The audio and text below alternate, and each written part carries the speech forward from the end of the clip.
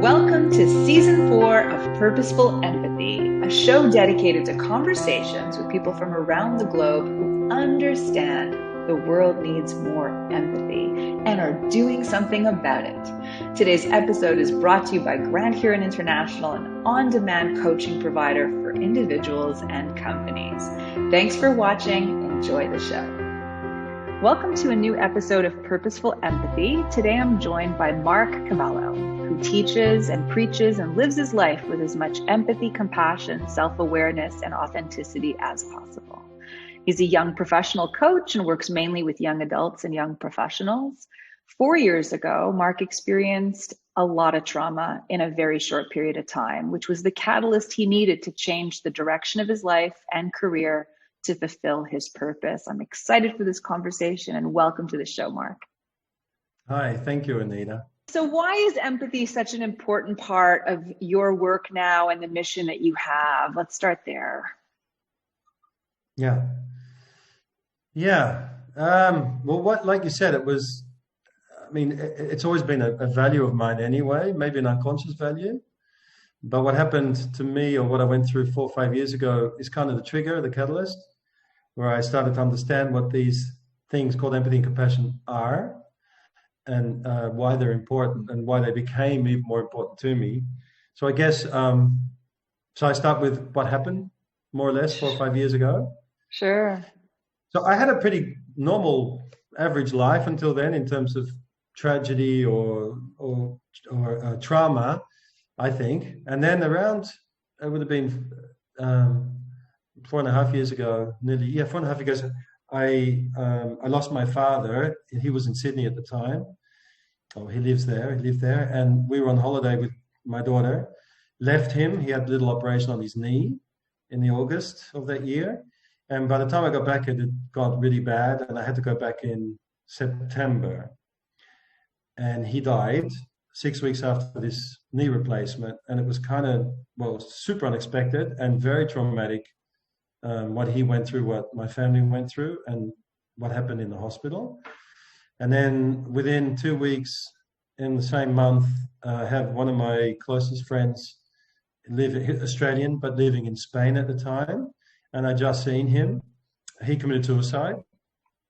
We didn't know, of course, as most people will tell you who've experienced it. You can look back and look for the patterns, but why didn't I see it and all that? But we didn't really see it. And he was living in Mallorca in Spain by himself at the time. So I flew from one funeral, came back, then flew to the other funeral, came back, because I have a daughter and I thought, I have to be back on time for my daughter, although her mother lives here. And then in between, then my house burnt down. Okay, can happen, I suppose. But I thought, that's weird. What a year this is.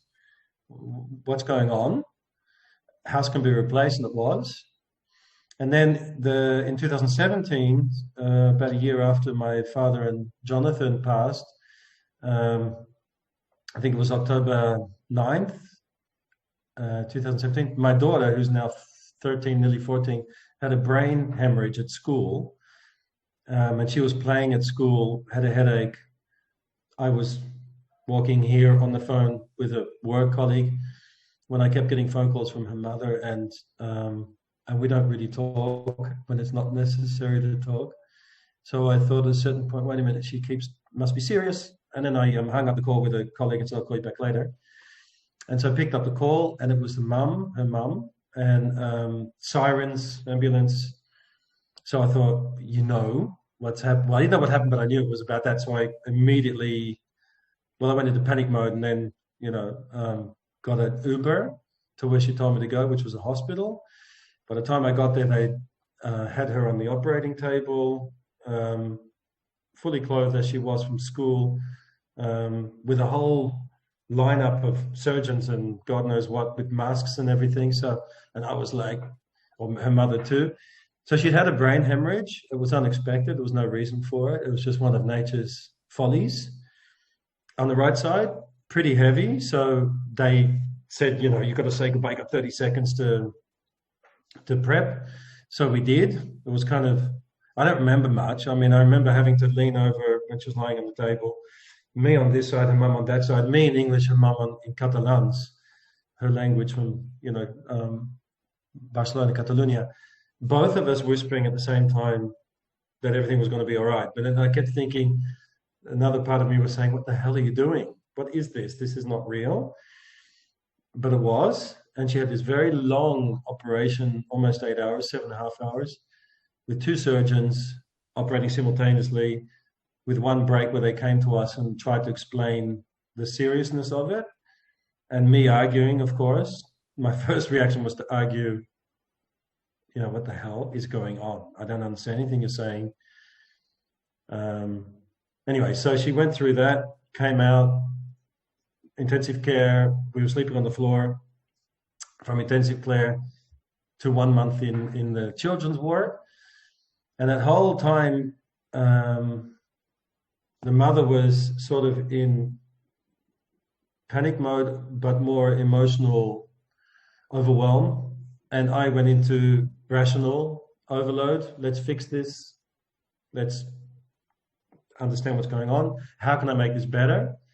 And in 3 months in a place for rehabilitation that she was taken to, where we were allowed to have one night each next to her, out of Amsterdam.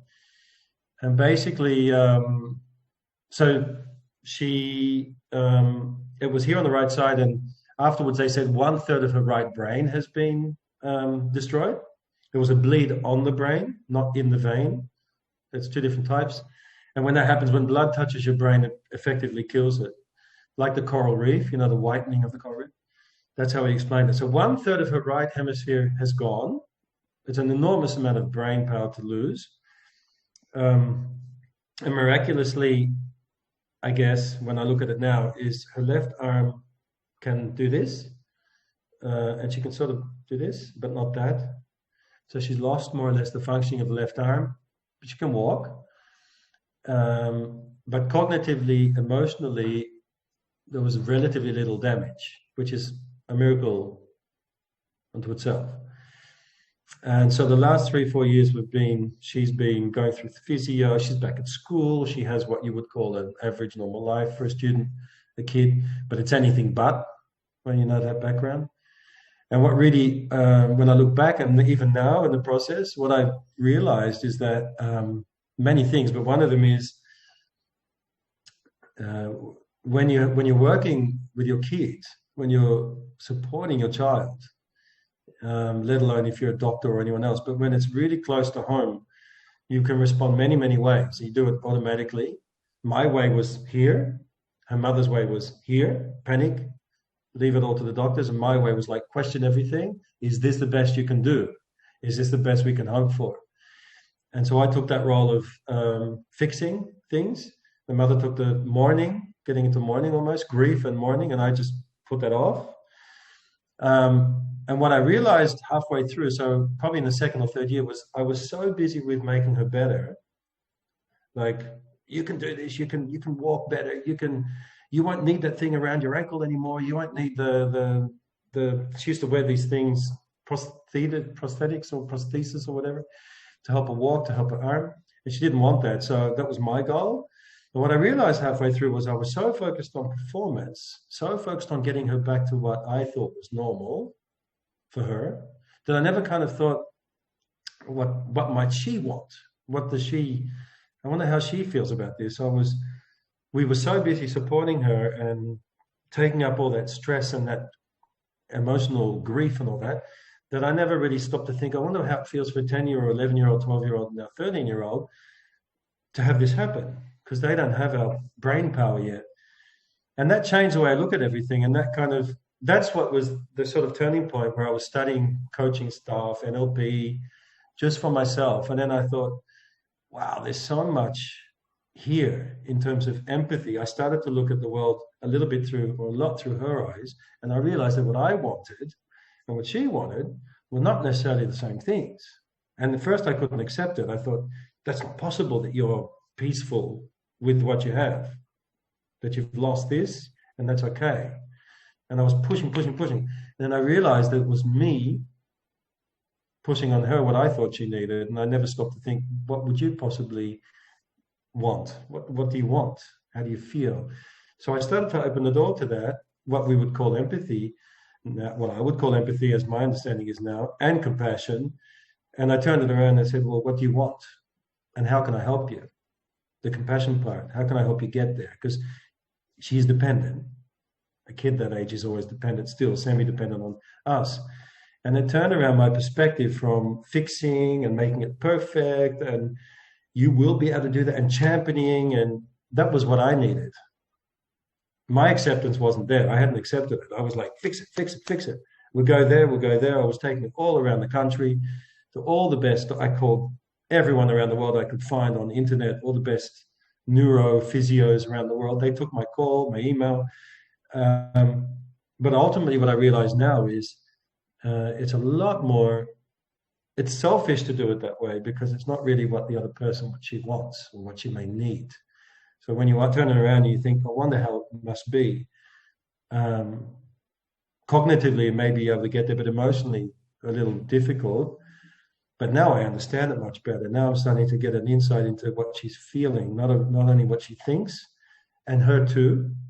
She's starting to open up a little bit to process the grief, to process the loss, the fact that she can't do the things she used to be able to do, especially in this age now, right? You want to be the same. You don't want to be different. My selfishness, if I look at it like that, was blocking her ability to accept the situation, make peace with her body, make peace with her life, and then go on in another direction and say, well, I can't do that anymore, but I certainly can do that. Develop other ways of living, right? Skills, talents. So that helped us, that improved my relationship with her as well, because she was obeying me, pleasing me, but I wasn't doing the best I could have been doing for her. I thought I was. It took me 2 years to realize it. I don't know how I realized it. Maybe someone said something, but I think a colleague of mine said, because I said the only thing she can do with her arm, she can turn in bed now. Before she couldn't turn in bed, we had to turn her all night. And then one time she could. And I said, the only thing she can do is turn. And the girl said to me, well, maybe that's good enough. Maybe that's just perfect for her. Maybe that's enough. And I was like, how can you say that? And she was like, because, you know, it didn't happen to you, did it? It happened to her. What does she want? You know, we had this kind of weird conversation for me at the time, and I was quite pissed with her. But then when I looked at it afterwards, and when I remember it now, there was a lot that she said that I'd ignored, that I sort of must have absorbed subconsciously, because I started to really look at her and go, wow, that's, I mean, as an adult, I don't think I could have accepted that happening to me for a long time. But she, because of her age and the fact that kids are pleasers and loyal to their parents, she was really pushing herself physically, mentally, emotionally, because I was giving her hope, but perhaps, you know, hope that really wasn't there. And is it what she wanted? Wow. Okay. I'm going to circle back to the self-awareness that you are describing right now. To start with, thank you so much for sharing that. I mean, we just met like 20 minutes ago. It's a very big story. And I'm really sorry to hear about your dad. I'm sorry that you lost your father and then a short time later lost your best friend or one of your best friends in Spain to suicide. That alone would be crushing. I knew the story because it's on your website about your daughter's brain trauma, but you know, to hear you say it, I mean, we need no bigger evidence of affective empathy than the whole time I was just like feeling complete in resonance with you as you were sharing. I can't even imagine what that was like. I have a daughter who's turning 5 and I could not imagine what that would be like. I'm grateful that she is better and that she survived and sounds to me like she's actually thriving. But all of what you've described now comes full circle to this idea that you recognized how much you were projecting onto her and realized that, you know, if you wanted to be a better father to her, it would be helpful for your relationship and her growth and development to have empathy. I mean, in empathy in the biggest way, because you might have had dreams and ideas about who your daughter was going to be that also had to evolve. And you could have, in a way, manipulated her to continue on the same way of trying to please you and honor her relationship with you. And maybe later it would have backfired, but you chose otherwise. So, you know, that's a huge amount of self-awareness and ability and emotional intelligence to make that kind of shift. So how do you feel that has changed your relationship with your daughter? Is she conscious of the shifts that you've made? Are you communicating with her that way? Yeah, to a certain degree, yeah. For example, she started climbing, indoor climbing, in 2000, just after the stroke. When she came home, she started climbing, indoor climbing. We'd done it once before together, so we continued. She did really well, and she had the best trainer there. He wanted to work with her. But then after a year, she turned around and said, I don't want this anymore.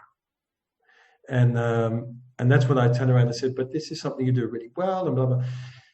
And then we just talked about it, and I said, you know what, Mila, you choose. What do you want?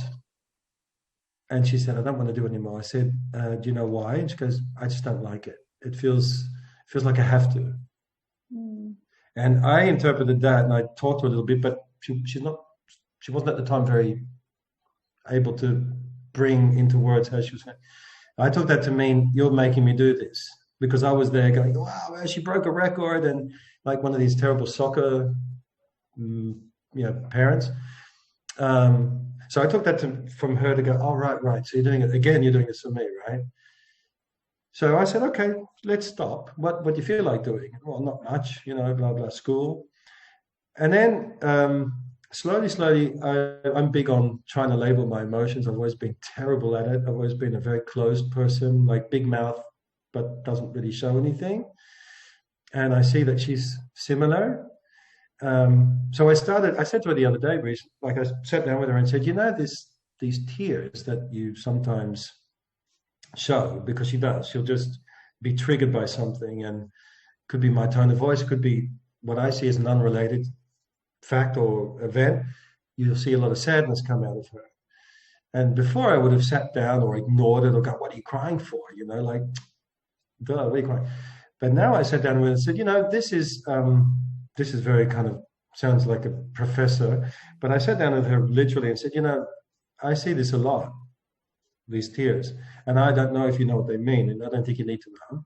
And she said, I was like, but I would like to be able to, kind of like when I see it, I'd love to be able to sit with you and ask you, are you okay? And if you want to discuss it or you want to share that, you may. And if you don't know what to tell me, then don't say anything. Is it okay with you? And she just cried. And that's a process that well, from the doctors and people around me, there's a couple of coaches that work with kids. She doesn't have one. They said to me, kids just cannot process emotions like we can, which makes sense. So perhaps just let her be and be with her. And before she would run upstairs and do it, like hide. I did that when I was a kid. I never let my parents see how I was feeling. She'd run up there and slam the door and hide, angry or sad. And now I've seen the last few months, something will trigger her. Could be another child playing. It could be watching gymnastics, but she used to love that.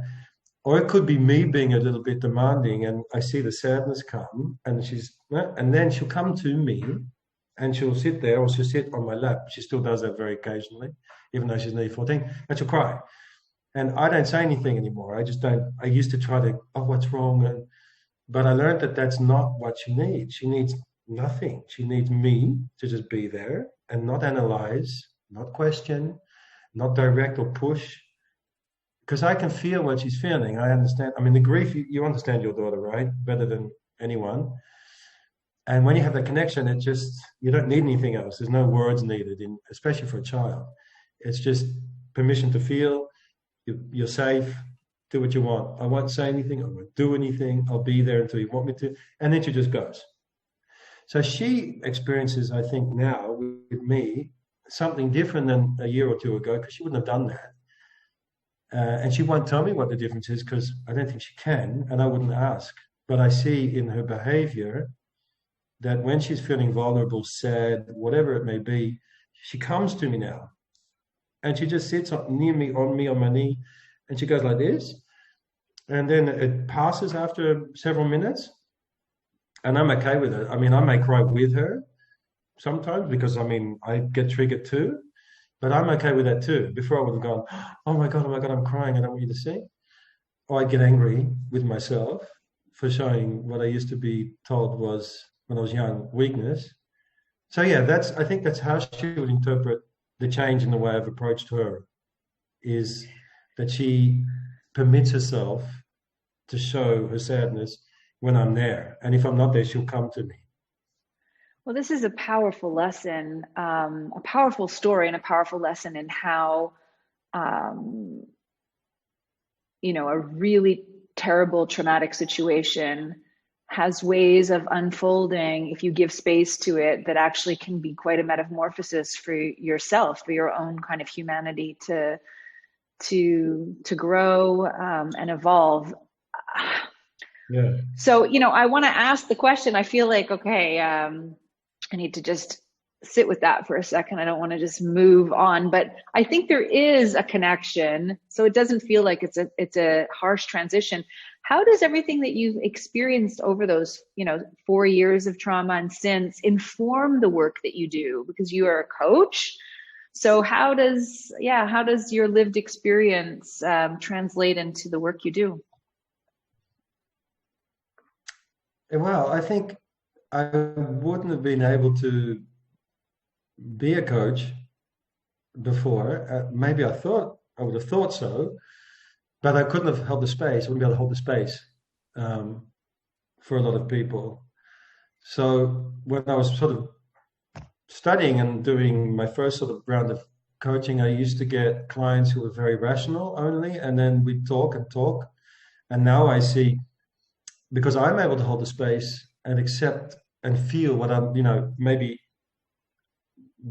intellectually, emotionally at the same time, form some kind of a feeling or a thought or an image of what they're feeling, that I can hold the space.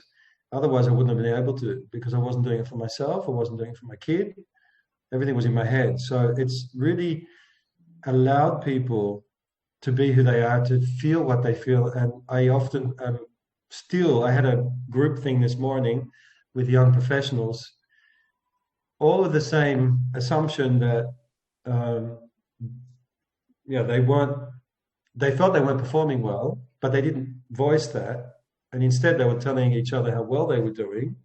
And then when I asked one specific question, or I said, what is that one thing that you don't want to share? You're scared that I'm going to ask you if you were attached to a lie detector. And they came out with, one said, I have no idea what I want as my next step. And that was the thing they're facing at work. And then that went boom, boom, boom, domino. And then you saw them kind of go, oh my God, you too. And they worked together. And there was a bit of emotion involved too, because they had just assumed, intellectually at least, that there's an expectation, we're going to do it that way. Failure is not an option. Perfection is expected. Feeling isn't involved. It's all in your head. And what they realized afterwards was, that's just BS. That's just how you're conditioned, how we're conditioned to perform, society's, families, and blah, blah, the system's expectations. I was able to kind of pick up on that not straight away, but I thought, there's something not right here. Maybe it's logic, but it felt wrong. And then I threw it in the group and said, come on, it's closed doors, it's safe. What's that one question, if I asked you would feel like, oh my God? And it was that. It was like, I don't know what I'm doing. I have no idea where I'm going. And I feel really like a failure and blah, blah. So that's how it's informed it. It's my ability to slow down a bit and ask questions, to feel what's going on without feeling necessarily their pain or their distress 100%, like I do with my daughter a lot. And also to be able to cognitively think, well, what must it be like to be 23 and be facing 100 choices and have the bar set here from yourself and from the other, or your life, and all of a sudden you're faltering. Well, how's that? So that just helps me basically hold the space and also be able to create the right space for the right person, that you're that you connect on the right level with everybody as much as possible. And in a group setting, the group dynamic rather than the individual. So it helps. I sense that your listening skills and you're leaning into sort of your five senses of sensing spaces has been attuned. Why do you think empathy and compassion are so crucial to leadership? Well, I think the first thing that is the whole kind of assumption that there's soft skills bothers me a lot. I know soft skills and hard skills is basically one you measure, one you don't. That's how it all started. But that's also not true. You can measure empathy in certain respects. But at a human level, I find it I can't understand how we label empathy and compassion as things that are soft and things that are not on the top of the list at the moment. Maybe later, maybe when we get past this crisis.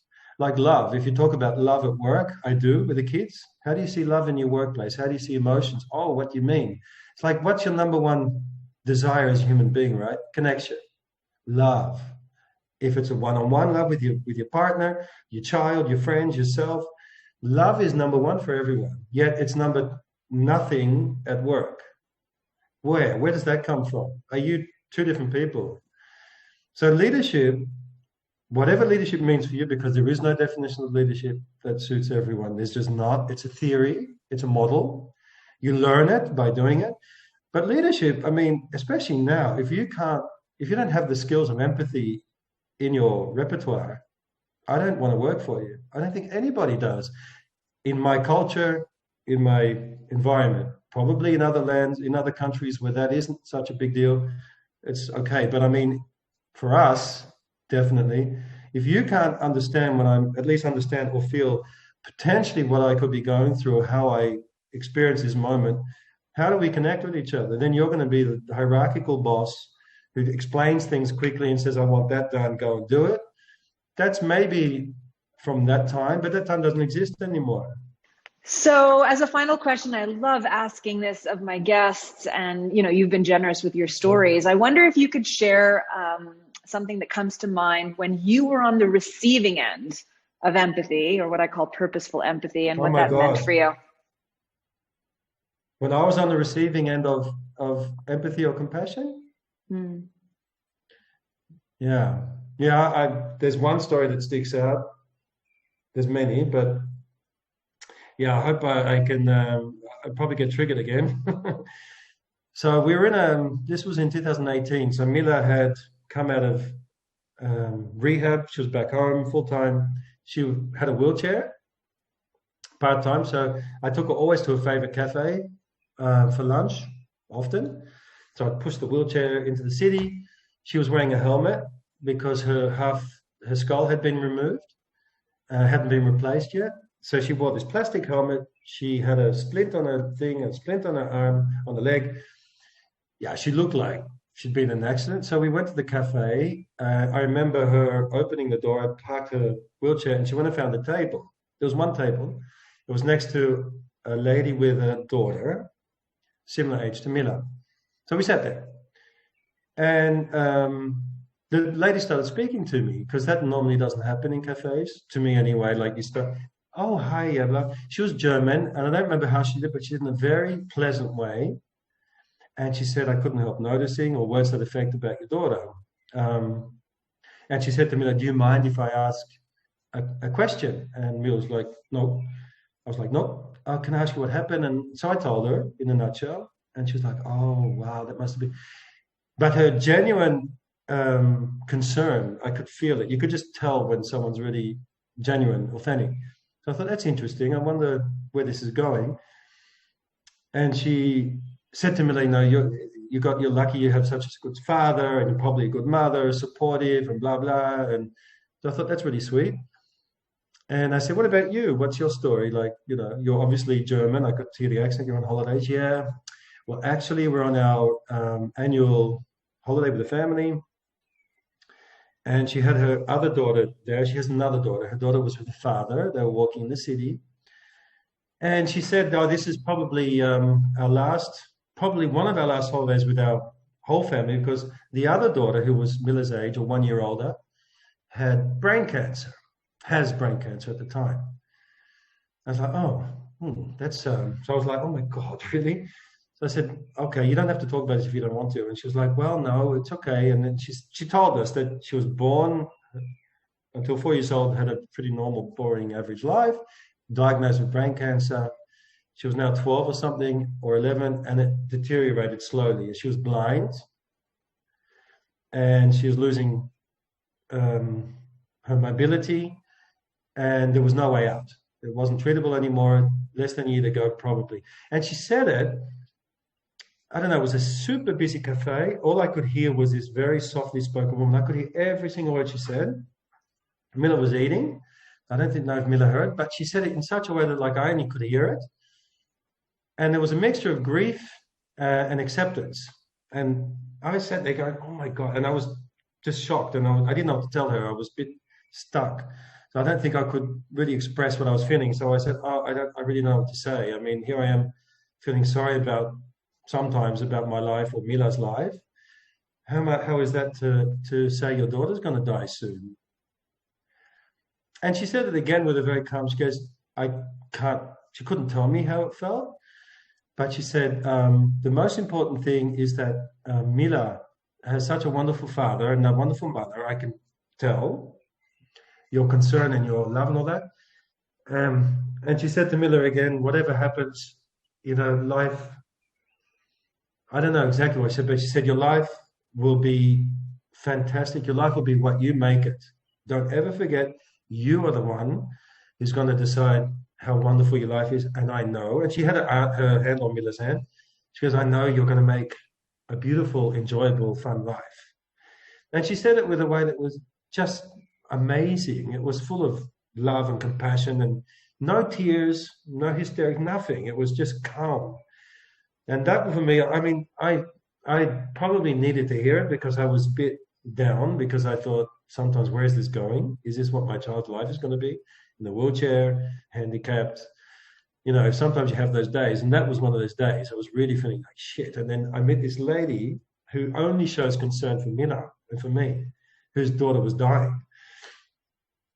And I don't know, I should have got a number, but I didn't think of it. I always think of her because I thought, if you can do that for someone else when you're going through that, to me, that's the essence of compassion. Because she didn't do anything, but she did. Her impact on me, still, I feel it today, was clear. And I think, Jesus, the strength that she had, but the purity in her heart to recognize what was going on and just with full love and full selflessness to say what she said. I don't know. I thought, this is something I'll never forget. And I wish I had her number. And I often think like her daughter would be passed away by now. I wonder how she's doing. To me, that was like empathy, compassion, love, anything you would want embodied. But I needed it. I realized afterwards, thank God someone came into my life that could relate directly as a parent to what it's like to have a kid that you're not sure. We went through times we thought she was going to not make it, whereas her daughter wasn't going to make it. And she had a serenity around her, but also grief, but not, her own way of dealing, like grief with acceptance and love and compassion and serenity. Yeah, this woman was like, if there were saints, or whatever you want to call that, then she would definitely be one. Yeah. That is a beautiful story. And you know what I find? Yeah. I'm so glad I asked because I never know the story that I'm going to get. Yeah. But all the stories are about moments when other people showed up with the beauty of what a person can bring to another person, love, compassion, empathy. I mean, they're so powerful, as you said earlier, and we're not taught. We don't do enough to celebrate our capacity to be empathic, to be compassionate, to have all of those emotional gifts to share, to, expand this sense of belonging that you talked about earlier. And it's just always a nice reminder at the end of each conversation that this is what's needed in the world today. And I'm just so grateful that you took the time to, and you were willing to share such a beautiful and profound story. So thank you, Mark. No, thank you. Thank you. I don't do this. Yeah. So, and I found it very comfortable, and yeah, you hold the space really beautifully. So whatever work you're doing around this is much needed and brilliant. Well, thank you. And we've come to the time. So thank you to all the viewers and listeners who have been with us, and we'll see you at the next episode of Purposeful Empathy. Now, what if you had access to your own council of coaches to help you break free from your own thinking clutter, make that important decision, and liberate you from whatever is holding you back? At Grand Huron International, you get to select a coach of your choice anytime from anywhere. Visit grandhuroninternational.com and harness the power of on-demand coaching today.